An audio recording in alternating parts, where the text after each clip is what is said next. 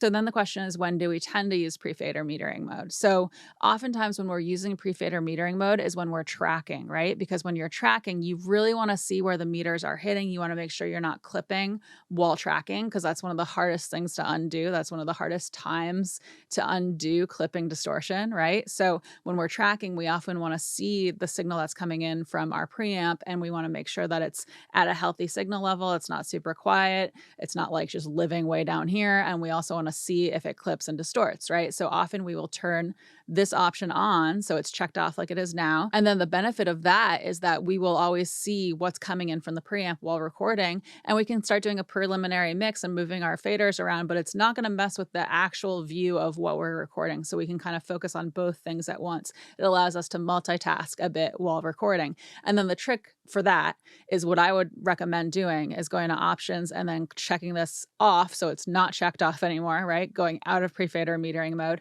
for mixing so that you can actually see where things are hitting. And with that, I would just keep in mind that like if you're mixing, it's good to make sure that you're not clipping before you make changes, before you add plugins. You want to make sure you're not clipping or distorting. Things are at a healthy level before you do the next step.